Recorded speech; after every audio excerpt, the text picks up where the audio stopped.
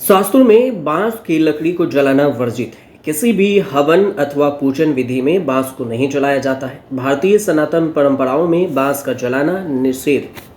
अब आप सोच रहे होंगे कि ऐसा क्यों होता है, तो आपको इस वीडियो में इसके बारे में बताते हैं।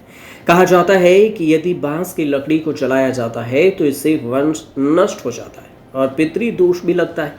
इसके पीछे वैज्ञानिक भी कई तथ्य देते हैं। क्या सब तथ्य देते हैं? इसके अलावा भगवान श्री कृष्ण हमेशा अपने पास बांस की बांसुरी रखते थे। भारतीय वास्तु विज्ञान में भी बांस को शुभ माना जाता है।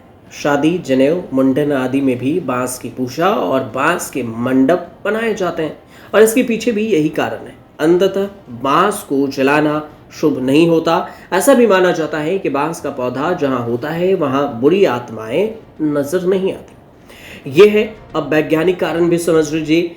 वैज्ञानिक कारण, बांस की लकड़ी में लेड के साथ अन्य कई प्रकार की धातु होती है। ऐसे में आप अगर इसे जलाकर नष्ट करते हैं तो ये धातु अपनी ऑक्साइड बना लेती है, जिसके कारण न सिर्फ वातावरण दूषित होता है बल्कि आप अपनी जान को भी जोखिम में डालते हैं। इसके अंश हवा में घुले होते हैं और जब आप सांस लेते हैं तो यह आपके शरीर में भी प्रवेश करता है। इसके कारण न्यूरो और लीवर संबंधित परेशानी का खतरा आपको उठाना पड़ता है और इसी वजह से कहा जाता है कि आप बांस की लकड़ी को नहीं जलाएं।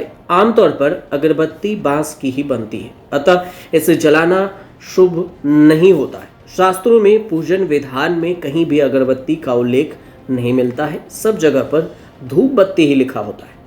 अगरबत्ती बांस और केमिकल से बनाई जाती है, जिसका सेहत पर भी बुरा असर होता है।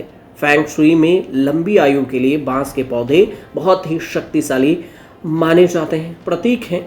यह अच्छे भाग्य का भी संकेत देता है, इसलिए उसे जलाना फेंग शुई की दृष्टि में भी अशुभ है। फेंग शुई में लंबी आयु के लिए बांस के पौधों को बहुत ही शक्तिशाली माना जाता है। यह सबसे अच्छे भाग्य का भी संकेत देता है, इसलिए बांस को जलाना फेंग शुई के दृष्टि से भी अशुभ होता है।